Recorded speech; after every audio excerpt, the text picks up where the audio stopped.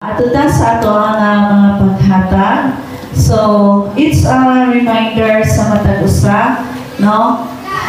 Especially usa lamang kita katawo o gikinahanglan ta og mga reminders. Amen ba? So, why should we give our tithes and offering? Ngano man? So, ato nga hinumduman na muhatag ta sa ato ang mga tithes and offering is to put God first. No? Once nga naay mga panalangin nga moabot sa ato ang mga kamot. So, first of all, siya gyud ang dapat nato maunahon. Tithing is a practice to remind believers. To remind believers, to remind us that God is the ultimate provider and that He should be a priority sa ato ang matag kinabuhi. Amen? No? Priority or practice, no?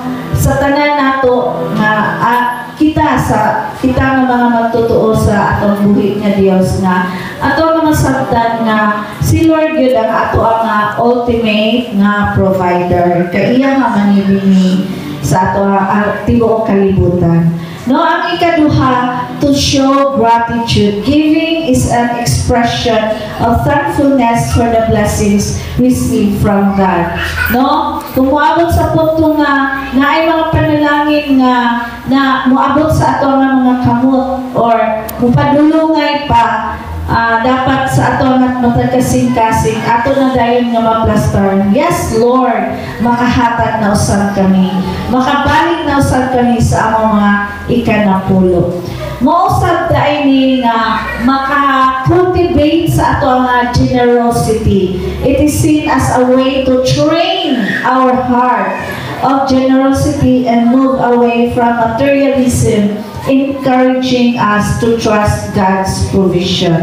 Amen? No? Ma-cultivate or mahasa ang atong matagkasing-kasing nga muhatag yun ta, atong yun na ibalik ang atong mga ikanapulo o mga halad. So, nasabtan na nato nga para asa ni ang mga atong mga ihatag. Para sa ma-involve ang ato ang mga kwarta alang sa buluhaton sa atong buhi nga Dios. Amen? Amen. So, manindog tanan o ato ang isa. So, sa wala pa nakabalo, naatay mga envelopes nga naan dito sa likod. So, magkuha lang tayo dito. Wala na tayong mga pangalan. No? You are free. Di na nato pangitaan na ito mga pangalan. Ibutang lang tayo nato atong pangalan din sa sulod. Amen. So, let us pray.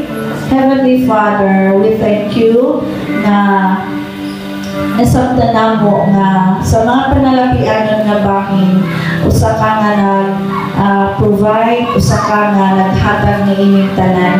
Busa Lord, salamat sa pagtudlo nimo kanamo na magkaroon niyo kasing-kasing na mubalik sa mga kanapulo o mga halal.